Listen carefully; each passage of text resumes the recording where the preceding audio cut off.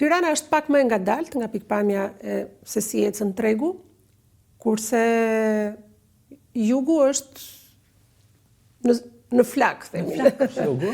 Po, jugu është për shumë arsye në fakt, sepse turistët që vinë, gjithë ky numër i madh i turistëve që është situar këto vitet e fundit, shkon më shumë në Bregdet, Bregdeti i jugut kryesisht, është ai që tërheq më shumë, dhe duke parë bukuritë e natyrës, shikojnë edhe, mbas asaj vjen edhe interesi, po sikur ta kisha një pronë këtu.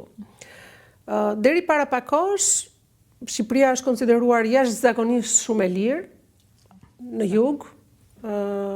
Mund të blej një apartament në Lungëmarrë në Vlorë për 600 euro, 700 euro metri katror, që ne ndoshta na dukej shumë atëre, po për kë vinte nga vende të tjera ishte fare e pakonsiderueshme. Sot çmimet sigurisht janë rritur. Ai apartamenti në Lungëmarrë sot është 1700, është ndoshta 2000, pallatet e reja që fillojnë që ndërtojnë edhe më ndryshe tani me rifinitura të tjera, ato fillojnë me çmime nga 2000, 2500, 3000, 3500 dhe të tjera. Nuk po flasim pastaj duke zbritur më poshtë Dërmiu, Palasa dhe gjithë pjesa tjetër. Po dhe atje fillojnë nga 2800, 3000 edhe deri blen shqiptar, blen diaspora, blen të huaj, kush është tani? Blen shqiptar, blen diaspora, blen edhe të huaj. Ka një interesim gjithmonë në rritje, deri edhe nga Shtetet e Bashkuara të Amerikës, ka blerës që vinë dhe interesohen. Janë amerikanë, jo shqiptarë të Amerikës. Amerikanë. Sepse Shqipëria është promovuar jashtëzakonisht shumë në vitet e fundit. Ka një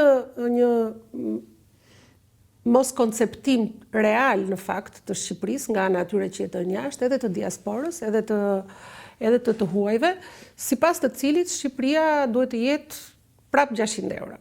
Kujtojnë se pra kur vinë me atë idenë që Shqipëria duhet të jetë një vend shumë i lirë dhe kur ti thua çmimet ngelen pak të befasuar. Ndërkohë, ajo që ne ju themi është që Greqia i ka nga 10.000 euro metri katror.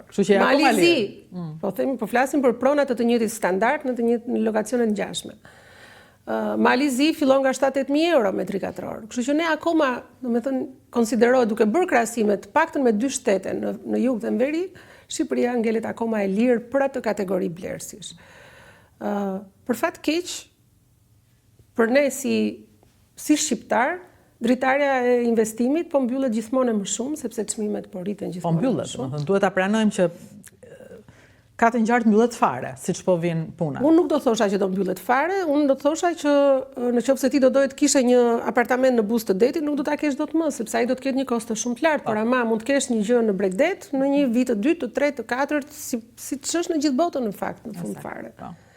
Kështu që mendoj që Shqipëria dhe jugu në veçanti, edhe pse po jepet shumë peshë tani dhe Bregdetit Veriut me bypasset që janë ndërtuar. Ku janë tani momentet që? Rana e hedhur, Shëngjini, zona e Tales me projekte shumë të bukura, do të thosha.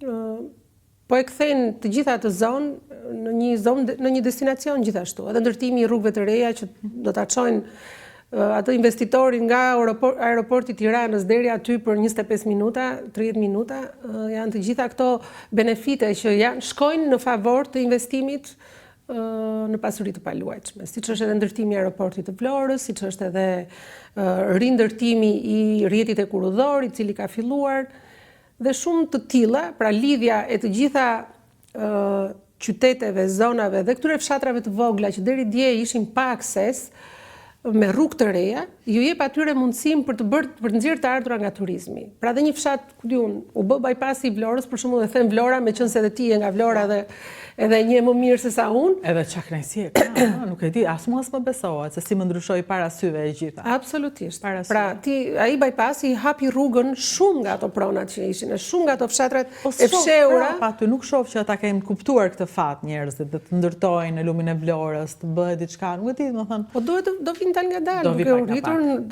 tani, domethënë, tendenca e njerëzve është të shkojnë aty te e sigurta. E sigurta është Bregdeti. Po është shtrenjtë.